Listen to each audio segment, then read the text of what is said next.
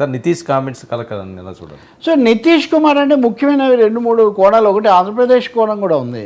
ఇప్పుడు రాష్ట్రానికి 15,000 కోట్లు అప్పు కింద ఇచ్చినప్పటికీ కూడా చాలా ఆనందంగా పరవశంగా మన వాళ్ళు చాలా చెప్పారు. నితీష్ కుమార్కు 59,000 కోట్లు ఇచ్చారు యాక్చువల్గా, 4 రెట్లు. అయినా కానీ ఆయన ఏమి సంతృప్తి వ్యక్తం చేయలేదు. ఆయన అడిగారు, అడిగినప్పుడు ప్రత్యేక హోదా రాలేదు, బడ్జెట్లో బాగానే ఇచ్చారు, ఏమనుకుంటున్నారు మీరు అంటే ఏదైనా సమయం వచ్చినప్పుడు అన్ని విషయాలు తెలుస్తాయని ఆయన దాటేది అని అంటే ఎంత ఆయన టోటల్ సైలెన్స్ సస్పెన్స్ లాగా ఉంటే మనం. ఇంకా రెండో విషయము, నిర్మలా సీతారామన్ బడ్జెట్ ఆమె ఈరోజు చాలా వివరమైన ఇంటర్వ్యూలు ఇచ్చారు. ఆంధ్రప్రదేశ్కి మేము ఇచ్చిన మాట నిలబెట్టుకున్నాము, విభజన హామీలకు మేము కట్టుబడి ఉన్నాం. 10 ఏళ్ళు పట్టిందా ఆంధ్రప్రదేశ్ విభజన హామీలు ఇవన్నీ? ఇంతకుముందు ఇందులో కూడా ఇచ్చింది ఎంత, ఇవ్వంది ఎంత, ఈ ప్రశ్నలన్నీ ఉన్నాయి. కానీ ఒక మాట అన్నారు, దేశంలో ఏ రాష్ట్రం కూడా రాజధాని లేకుండా ఉండకూడదు, ఆంధ్రప్రదేశ్ ఒక్కటే రాజధాని లేని రాష్ట్రం కాబట్టి మేము దానికి ఇచ్చామంటే సమర్థించుకోవడానికి. పోలవరం ఆలస్యమైందని కూడా ఆమె ఒప్పుకున్నారు. ఇప్పుడు కూడా దానికి ఏమీ లేదు. సో నితీష్ కుమార్ ఈ మాటలు ఇట్లా ఉంటే, శాసనసభలో ఆయన మాట్లాడుతూ మహిళలను కించపరిచే వ్యాఖ్యలు చేశాడు. ఆయన గతంలో కూడా 2 సార్లు చేశాడు. మంచి మాటగారి, దాటవేయగలుగుతాడు. కానీ ఒక విధమైన లాలూ ప్రసాద్ యాదవ్ని అందరూ రస్టిక్ హ్యూమర్, మొతక హాస్యం అంటారు, కానీ నితీష్ కుమార్ చాలా చేస్తుంటాడు. నిన్న ఈ రిజర్వేషన్స్, మహిళల రిజర్వేషన్స్ ఈ అంశానికి సంబంధించి చర్చ వచ్చినప్పుడు ఒక మహిళా సభ్యురాలు ఆమె ఏదో మాట్లాడుతున్నారు, ఇలా చేయాలి అలా చేయాలని. మీకేం తెలుసు అసలు ఆడాళ్ళు మీరు, మీకేం తెలుసు అని ఆయన చాలా విసురుగా మాట్లాడేశారు. దానికి కొన్ని మాటల తర్వాత తొలగించారు కూడా.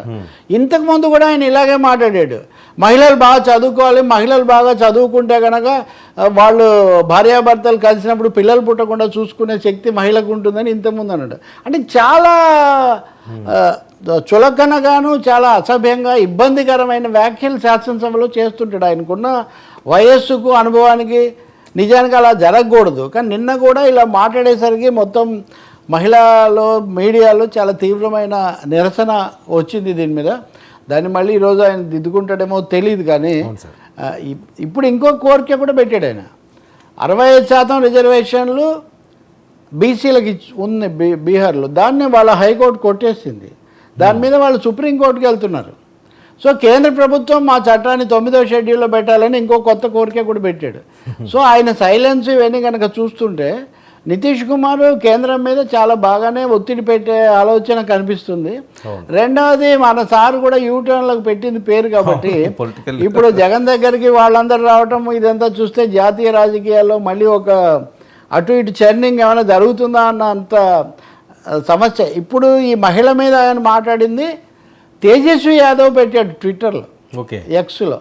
ఆయన పెట్టి ఇలా మాట్లాడుతున్నాడు, ఈ పెద్ద ఆయన ఇష్టం వచ్చినట్టుగా కొంచెం 4 అదుపులో పెట్టుకోవాలని. ఈ పని అందరూ కూడా ఈ 4 అదుపులో పెట్టుకోవడం, మహిళలను, కింది కులాల వాళ్ళను మాట్లాడేటప్పుడు జాగ్రత్త పడడం చాలా చాలా అవసరం అనేది మనకు ముఖ్యంగా కనిపిస్తుంది. ఒక సుప్రీంకోర్టు ఒక కీలకమైన తీర్పు ఇచ్చింది వర్మ. గనులు, ఖనిజాలు వీటి మీద రాయల్టీ వచ్చేది, ఈ రాయల్టీ రాష్ట్రాలకే చెందుతుంది అని సుప్రీంకోర్టు తీర్పు ఇచ్చింది. ఇది రాజ్యాంగపరమైన తీర్పు. చంద్రచూడ్ నవంబర్లో ప్రస్తుత ప్రధాన న్యాయమూర్తి రిటైర్ అయ్యే ముందు ఆయన సెటిల్ చేయాల్సినవి ఒక 6 డజన్ ఉన్నాయి రాజ్యాంగ సమస్యలు. అందులో ఇది ఒకటి. అంటే వీటి మీద వచ్చే, గనుల మీద వచ్చే రాయల్టీ అనేది పన్ను కింద పరిగణించకూడదు. దీన్ని రాయల్టీగా చూడాలి, దీని మీద రాష్ట్ర ప్రభుత్వాలకే హక్కు ఉంటుంది అని చెప్పారు. ఇది అంటే చాలా రాష్ట్రాలకు దీనివల్ల చాలా మేలు జరుగుతుంది. ఇవన్నీ కేంద్రం తరలించుకొని పోతుంటే, వాళ్ళే అన్ని నిర్ణయాలు చేసేస్తుంటే రాష్ట్రాలు ప్రేక్షక పాత్ర వహించాల్సి వస్తుంది. సో సుప్రీంకోర్టు చెప్పినటువంటి తీర్పు రాష్ట్రాల కోణంలో ఇది చాలా కీలకమైంది. ఇప్పుడు ఆంధ్రప్రదేశ్కి ఇచ్చారా లేదా, అన్ని రాష్ట్రాలు మా పట్ల వివక్ష పాటిస్తున్నారని ఆరోపించే కదా నిన్న. ఈ 2 తప్ప. కాబట్టి వాటి ఆదాయం కొంత పెంచడానికి ఉపయోగపడే ఒక తీర్పును స్వాగతించాలి పూర్తిగా. Thank you so much Ravi గారు. ఇది ఈనాటి ఫ్రాంక్లీ విత్ తెలకపల్లి.